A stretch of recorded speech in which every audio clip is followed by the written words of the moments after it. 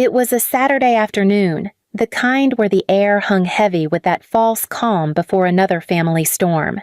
My daughter Amelia, 7, curious, too kind for her own good, was sitting on the porch steps, swinging her legs, humming some song she made up. I was in the kitchen washing dishes, pretending that if I kept my hands busy, my thoughts wouldn't break me. Please subscribe to our channel and tell us in comments from where are you watching this video.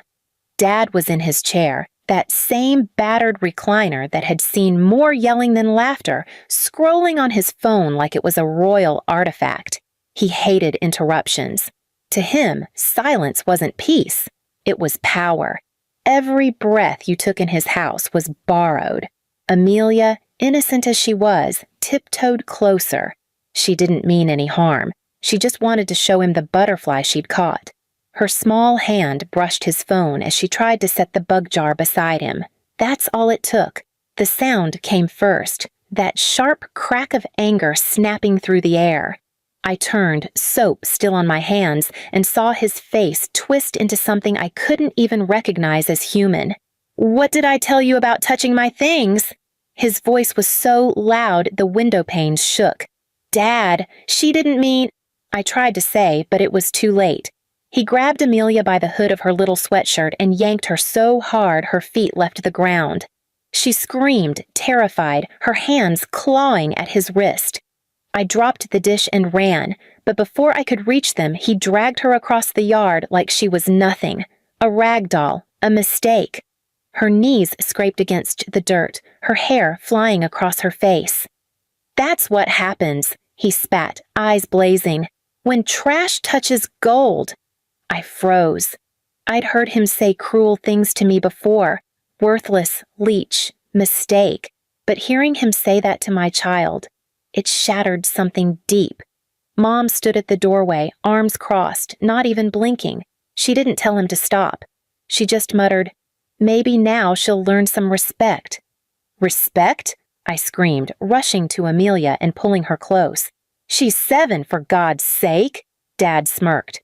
"And already acting like her mother, grabbing things that don't belong to her." The words hit harder than his kicks ever could. Amelia was sobbing against me, trembling so hard I could feel her heartbeat through her chest. Her knees were bleeding, little pebbles stuck in the cuts. I looked up at the man who used to be my father, and all I saw was a stranger who enjoyed breaking people smaller than him. I carried her inside, my arms shaking, every nerve burning with rage and helplessness. He shouted after me, "Don't give me that look.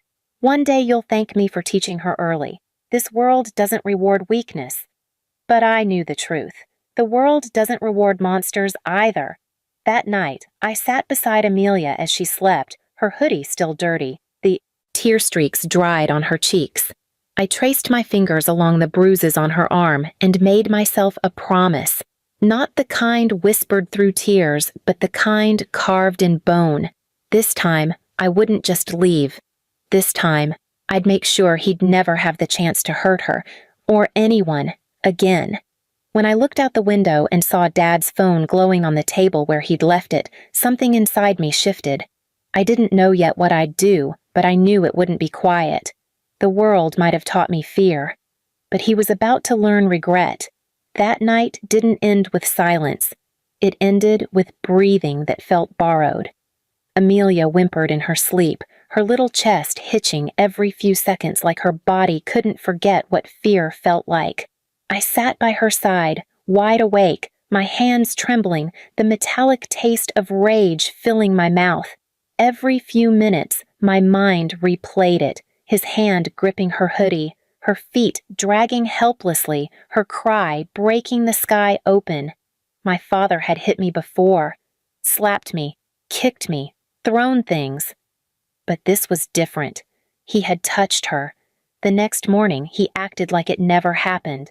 He sat at the breakfast table, scrolling his phone again, smirking at something on the screen. Mom fried eggs like she was performing some ritual to erase what we saw. When Amelia walked in, limping a little, clutching her toy rabbit, he looked up and said, "Morning, Princess. Still mad about yesterday?" "You'll get over it." I nearly dropped my cup. "Princess?" I said, voice low. "You dragged her across the yard." He looked at me, eyes cold. She's fine. You coddle her too much. You turned her soft. You were soft too. Look how that turned out. Mom chuckled softly. He's right, Riley. Maybe this one will grow a spine before she ends up like you. Like me. The disappointment. The single mother. The one who worked 2 jobs while my brother got the car. The support. The future. Something snapped in me right then. Not like before, not broken, but sharp, clean, focused. I stopped crying after that morning. I started studying my father the way I studied code. Every pattern, every weakness. His habits, his passwords, the things he didn't know I already knew. For weeks, I watched. I didn't argue when he insulted me. I didn't react when he called Amelia a useless shadow. He thought he'd broken me again. He had no idea he'd just trained me to notice everything. His phone, the one he called gold, wasn't just gold.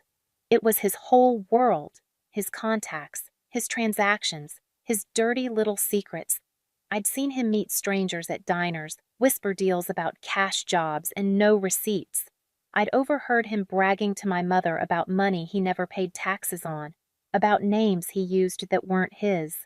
Trash doesn't touch gold, he'd said, but gold leaves fingerprints, and I'd learned how to trace every one.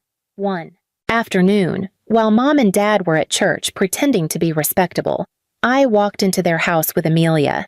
I told her to sit on the porch and color.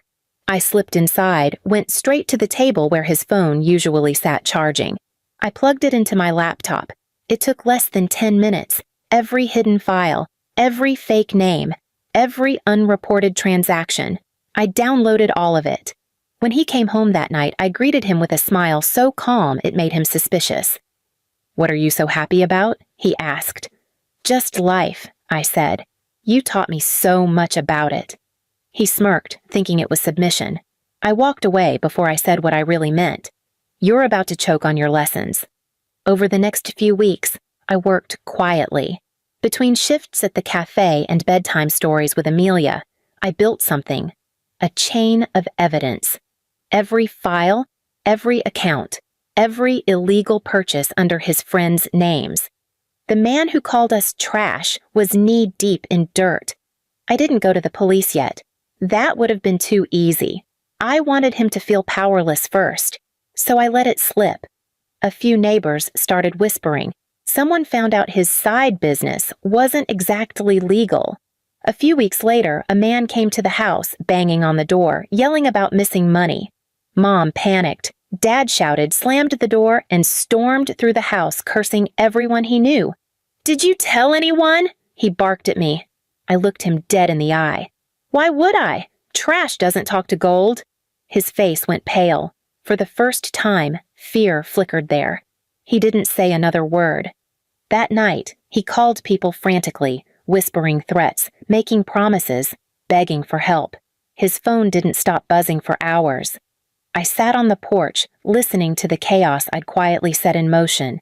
Amelia sat beside me, her small hand tucked into mine. "Mom," she whispered, "is Grandpa mad again?" I squeezed her hand. "He's just realizing what happens when you hurt good people." But I wasn't done. The next morning, I mailed a copy of every file, every bank record, every transaction, to a man I'd overheard him talking about once. Someone he owed, someone who didn't forgive easily. It wasn't poetic. It wasn't quiet. It was justice delivered by the same hands he once tried to break. 2 weeks later, the house went dark. Literally. The power shut off. Cars stopped showing up. His friends stopped answering calls. The money he bragged about disappeared. Mom's voice started shaking every time the phone rang. Then came the night they showed up. 3 men, hard faces, hard voices, asking for Henry. My father's voice trembled for the first time I'd ever heard. He tried to act tough, but they laughed. "Funny," one said. "You don't sound like gold now." I watched from the shadows, heart pounding but calm. He wasn't hurt, not physically, but his power evaporated in that moment. The man who called us trash was suddenly begging. The next day, he came to my door. For the first time in my life, he knocked. When I opened it, he looked smaller, older, broken in a way no words could repair. "Riley," he said quietly, "I just need a place to stay, just for a few days." I leaned against the frame. Amelia peeked from behind me, clutching her toy rabbit. "Sorry," I said, voice even. "We don't let trash touch gold." And I closed the door. Inside, Amelia looked up at me, eyes wide. "Mom, are we safe now?" I smiled through the sting in my chest. "Yeah, baby, we finally are." Outside, I could hear him still knocking, slower now, weaker, but the sound didn't hurt anymore.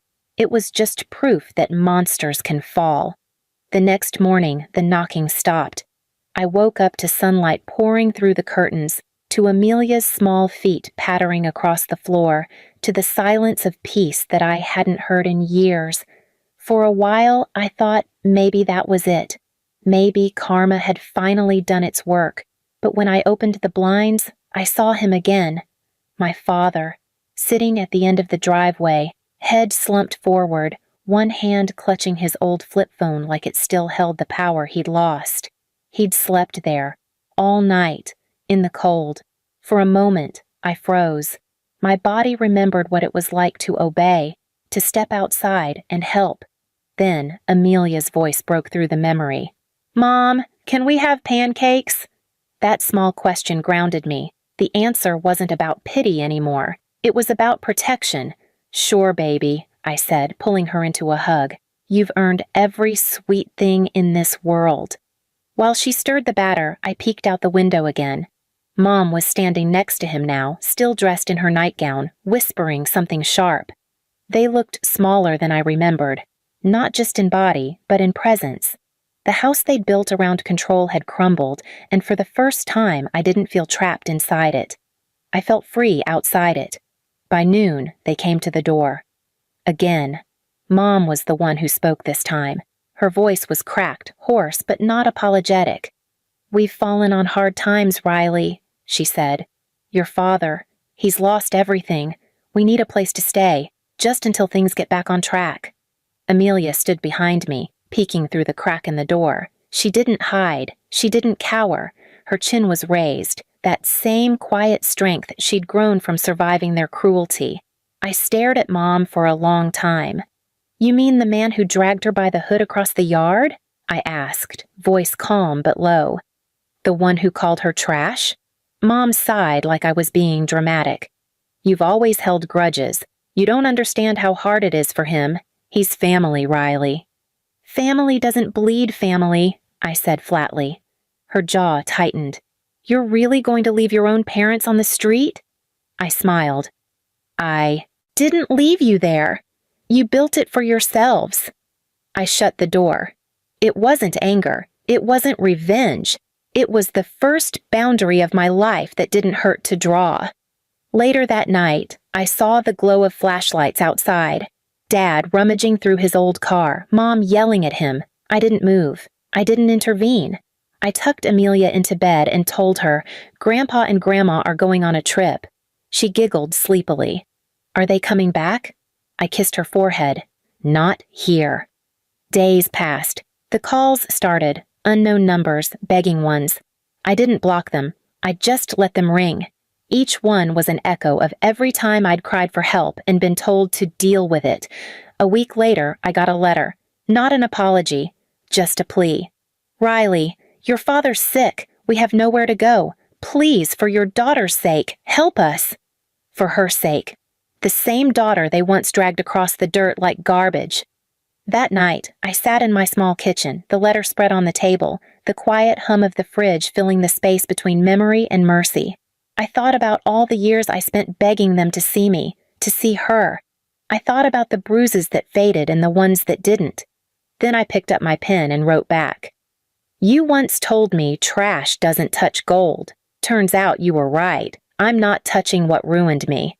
The girl you broke, she's doing just fine without you." I folded the letter, sealed it, and left it outside their old mailbox. No return address. Just the final silence they'd earned. Months later, I heard they'd moved, some rundown town upstate. Word spread that Dad was working odd jobs, that Mom was taking care of him.